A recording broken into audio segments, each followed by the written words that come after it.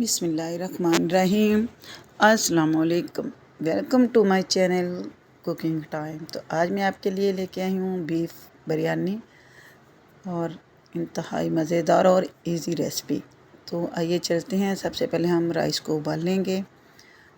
اس میں سب سے پہلے پانی لیں گے۔ پانی اتنا لینا ہے کہ اس کا چاولوں کا ڈبل ہو، اور اس میں نے ایک دال چینی، لونگ، چھوٹی الائچی اور بڑی الائچی ڈال کے پانی میں، اور 2 چمچ کوکنگ آئل کے ڈال کے ان کو ابال لیا ہے۔ ابالنا ہم نے اس لیے کہ ایک کنی رہ جائے، یعنی کہ 3 حصے چاول کے ابل جائیں، پک جائیں، اور ایک حصہ کچا رہ جائے۔ اب ہم لیں گے اس میں بیف کی میں نے چھوٹی بوٹی کی ہے، اتنی بڑی نہیں رکھی تاکہ بچے بڑے سب کھا سکیں۔ تو اس میں میں نے تقریباً 2 کلو میں نے اس میں بیف کا گوشت لیا ہے، اور 3 پیاز لیے ہیں۔ اس میں نے بریانی مسالہ ڈالا ہے، اور لال مرچ، ہلدی، ادرک، لہسن کٹا ہوا، خشک دھنیا اور نمک اس میں ڈالا، اور تھوڑا پانی پھر ہم نے اس میں ڈالنا ہے جتنا یہ اچھے طریقے سے گل جائے۔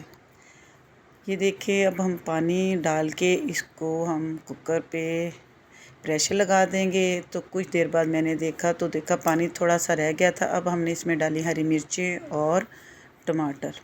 اب میں تھوڑی دیر کے لیے پھر اس کا وہ ڈھکن لگا کے اس کو ایک سیٹی چلائیں گے تاکہ پانی اچھے طریقے سے خشک ہو جائے، اور ہمارے ٹماٹر بھی جو ہیں اس میں اچھے طریقے سے مکس ہو جائے۔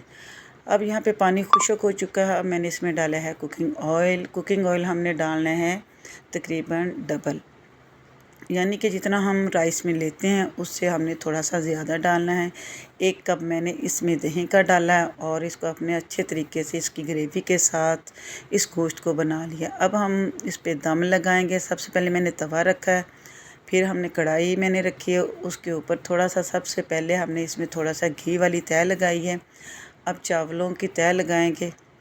اب یہاں پہ میں نے چاولوں کے اوپر یہ اس کا سارا مسالہ گوشت کا ڈالا ہے۔ اب اس میں نے بریانی مسالہ، پودینہ، دھنیا بریک کاٹ کے، اور اس کی بھی ایک تہہ۔ اب جب ہمارے تقریباً سارے چاولوں کو تہہ لگ چکی ہے، لاسٹ پہ ہم اس میں پھر مسالہ ڈالیں گے، اور اس میں ہم جو ہمارا کلر ہوتا ہے بریانی کا وہ کوکنگ فوڈ ڈالیں گے، جو کک فوڈ ہوتا ہے وہ ڈال کے اس کو ہم دم لگا دیں گے، اور تھوڑی دیر بعد آپ نے تقریباً 5 منٹ کا دم لگانا ہے۔ لیجئے ہماری بریانی تیار ہے، اور یہ بہت ہی یقین کرے بہت ٹیسٹی اور مزیدار بنی تھی، اور رائس جو تھے اس کے ایک کنی تھی، بہت مزیدار بن کے پک کے تیار ہوئی تھی۔ آئی ہوپ کہ یہ ریسپی آپ کو میری پسند آئی ہوگی۔ اگر پسند آئے تو please like, share and subscribe لازمی کیجیے گا، اور دعاؤں میں یاد رکھیے۔ اوکے جی، اللہ حافظ۔